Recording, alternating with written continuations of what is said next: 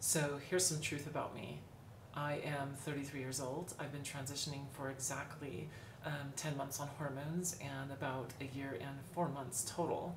And I have come out as transgender to my entire family, and I am proud to be transgender.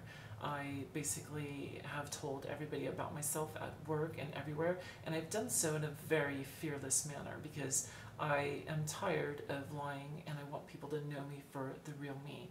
I want them to know me for who I am. And so I have done so in this last year and a half, and I have to say I have never been happier. There's a lot of very surprising things that I was never very aware of before transition.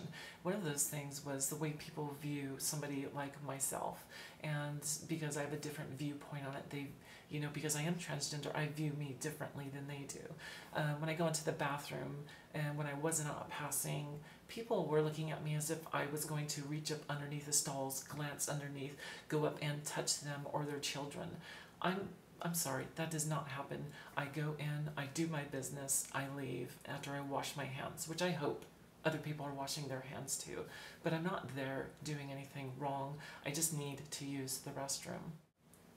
I've heard all kinds of things and it just kills me. I've heard that we do this for masturbatory reasons. I hear we do this for fetish reasons. I hear that we are doing this just because we want to fool men into, straight men into having sex with us. I have heard that I am changing my body just so that I can have more gay sex. Each one of these things, amongst many others, because that's just the tip of the iceberg, are false. They are not true. They couldn't be further from the truth.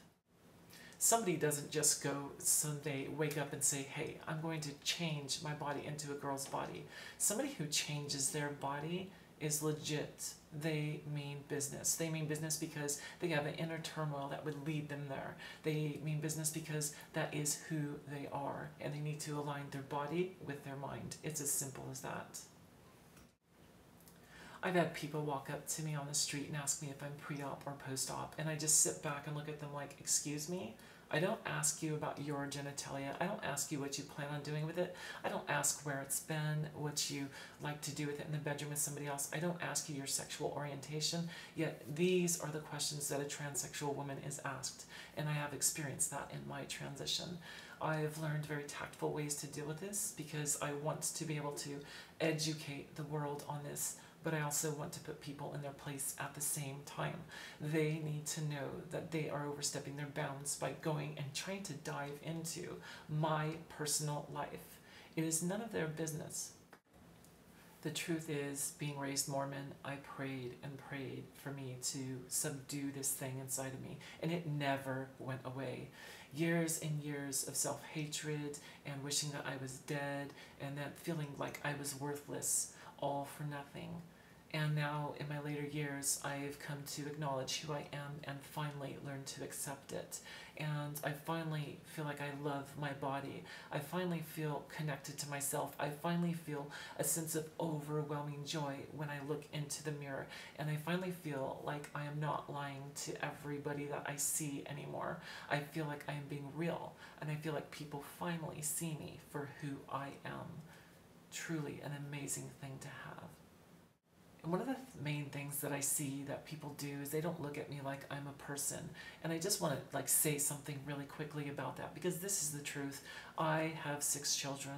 I have a job. I am starting another, business on my own. I'm an entrepreneur.